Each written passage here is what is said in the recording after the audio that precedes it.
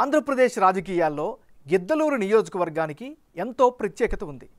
గిద్దలూరు పేరు చెప్పగానే ముందుగా గుర్తుకు వచ్చేది నల్లమల అడవులు, తర్వాత కంబం చెరువు.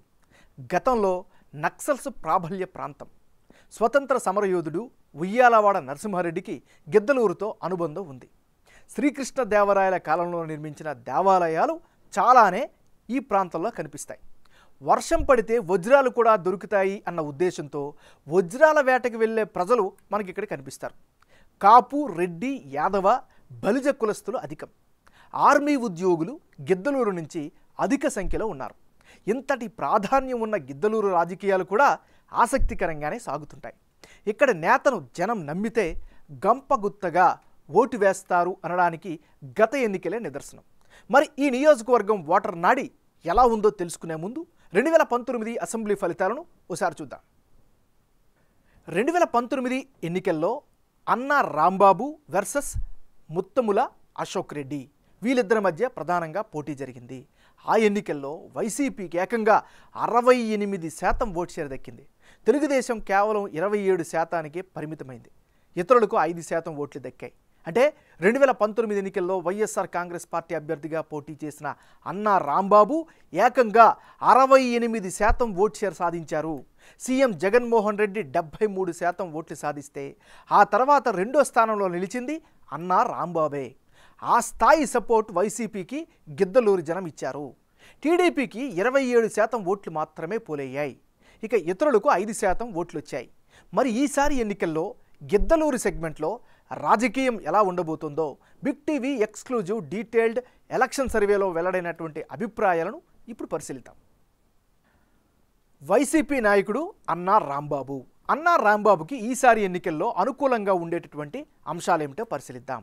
ముందుగా ఈయన గిద్దలూరులో 100 పడకల హాస్పిటల్ పూర్తి చేయడం ఈయనకి ప్రధానంగా కలిసి వచ్చేటటువంటి అంశంగా చెప్పుకోవచ్చు.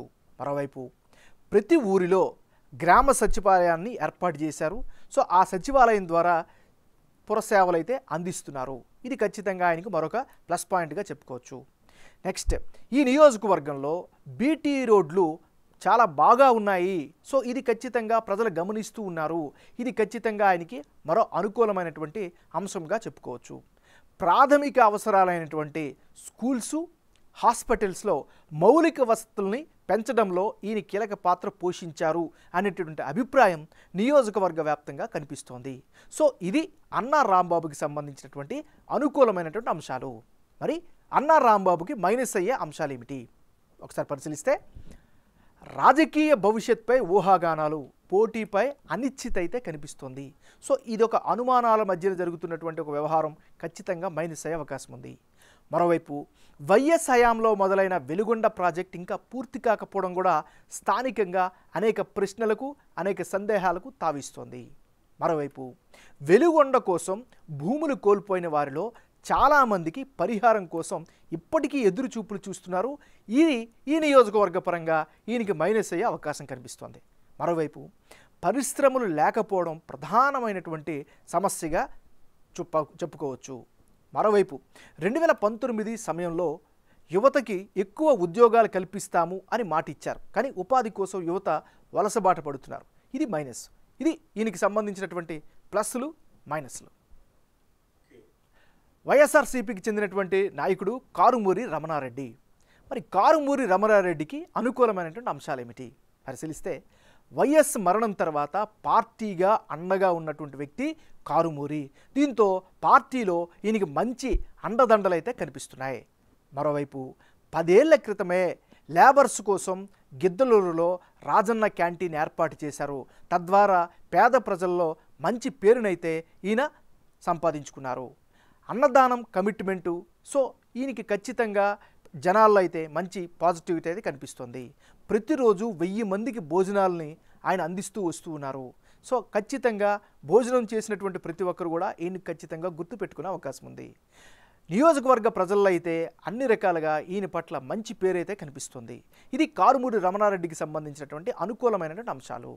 మరి కారుమూరి రమణారెడ్డికి మైనస్ పాయింట్స్ ఏంటి కనుక పరిశీలిస్తే, ప్రధానంగా ఈయన వరకు రాజకీయ అనుభవం లేకపోవడమే ప్రధానమైనటువంటి మైనస్గా కనిపిస్తోంది. ఇది ఈయనకి సంబంధించినటువంటి ప్లస్లు మైనస్లు. వైసీపీకి చెందినటువంటి నాయకుడు ఐవి రెడ్డి. మరి ఐవి రెడ్డికి అనుకూలమైనటువంటి అంశాలు ఏమిటి పరిశీలిస్తే 2019లో గిద్దలూరు అసెంబ్లీ వైసీపీ ఇన్ఛార్జిగా పనిచేసినటువంటి అనుభవం ఈయనకి ఖచ్చితంగా రాజకీయంగా కలిసి వచ్చేటువంటి ఫ్యాక్టర్గా కనిపిస్తోంది. మరోవైపు పార్టీ కేడర్తో నేతలతో మంచి సత్సంబంధాలనైతే కొనసాగిస్తున్నారు. ఇది రాజకీయంగా మరో అనుకూలమైనటువంటి అంశం. పార్టీని నియోజకవర్గంలో ప్రమోట్ చేయడంలో అందరికంటే ముందుంటున్నారు. ఇది ఐవి రెడ్డికి సంబంధించినటువంటి అనుకూలమైనటువంటి అంశాలు. మరి ఐవి రెడ్డికి మైనస్ పాయింట్స్ ఏమిటి? ప్రత్యర్థులను ఎంతవరకు తట్టుకుంటారు అనేటటువంటి అనుమానం అయితే సర్వత్రా వ్యక్తమవుతుంది నియోజకవర్గంలో. ఇదే ప్రధానమైనటువంటి మైనస్. ఇది దీనికి సంబంధించినటువంటి ప్లస్లు మైనస్లు. తెలుగుదేశం పార్టీకి చెందినటువంటి నాయకుడు ముత్తుముల అశోక్ రెడ్డి. మరి ముత్తుముల అశోక్ రెడ్డికి అనుకూలమైనటువంటి అంశాలు ఏమిటి పరిశీలిస్తే, ముందుగా ప్రజల్లో అయితే ఈయన పట్ల మంచి ఇమేజ్ అయితే మాత్రం కనిపిస్తూ ఉంది. ఇది ప్రధానమైనటువంటి బలంగా చెప్పుకోవచ్చు. మరోవైపు పొలిటికల్గా తెలుగుదేశం పార్టీకి టిక్కెట్కు పోటీ లేకపోవడం కూడా ఈయనకి ప్రధానమైనటువంటి మరో అనుకూల అంశం. నెక్స్ట్, ప్రభుత్వంపై ప్రజా వ్యతిరేకతను బలంగా నమ్ముకున్నారు. ఎక్కడ వ్యతిరేకత ఉన్నా దాన్ని బలంగా ముందుకు తీసుకువెళ్తున్నారు. ఇవి ఈయనకి సంబంధించినటువంటి అనుకూలమైనటువంటి అంశాలు. మరి ముత్తుముల అశోక్ రెడ్డికి ఉండే మైనస్ పాయింట్స్ ఏంటి? తెలుగుదేశం పార్టీ జనసేన కేడర్ ఎంతవరకు కలిసి వస్తారు, ఎంతవరకు సహకరిస్తారు అనే అనుమానం అయితే రెండు పార్టీల్లో కూడా కనిపిస్తోంది. ఇది ఈయనకి సంబంధించినటువంటి ప్రధానమైనటువంటి మైనస్. ఇది ఈయనకి సంబంధించిన గ్రౌండ్ రియాలిటీస్. ఈ నియోజకవర్గం నుంచి ఎవరెవరు బరిలో దిగితే ఫలితాలు ఎలా వచ్చే ఛాన్సెస్ ఉన్నాయి? అన్నా రాంబాబు వర్సెస్ ముత్తుముల అశోక్ రెడ్డి. వీళ్ళిద్దరు కనుక బరిలోకి దిగితే వైసీపీకి 51%, తెలుగుదేశం పార్టీకి 46%, ఇతరులకు 3% ఓట్లు వచ్చే అవకాశం ఉంది. అంటే గిద్దలూరులో ఇప్పటికిప్పుడు ఎన్నికలు జరిగితే వైఎస్ఆర్ కాంగ్రెస్కే గెలుపు అవకాశాలు ఎక్కువగా కనిపిస్తున్నాయి. అయితే ఇది అభ్యర్థిని బట్టి పర్సంటేజ్ మారుతోంది. ఒక పాజిబుల్ సినేరియో ప్రకారం అన్నా రాంబాబు వైసీపీ టికెట్పై పోటీ చేస్తే 51% ఓట్లు వచ్చే ఛాన్సెస్ ఉందని బిగ్ టీవీ సర్వే ద్వారా తెలుస్తోంది. అదే టీడీపీ అభ్యర్థికి 46% ఓట్లు వస్తాయని, ఇతరులకు 3% ఓట్లు పోలయ్యే ఛాన్సెస్ కనిపిస్తున్నాయి. గిద్దలూరు వైసీపీ కంచుకోటగా మారడంతో ఇదే ఫలితం రిపీట్ అయ్యే అవకాశాలే ఎక్కువగా కనిపిస్తున్నాయి. సంక్షేమ పథకాల అమలు కూడా అధికార పార్టీ ఓట్లను పెంచుతోంది.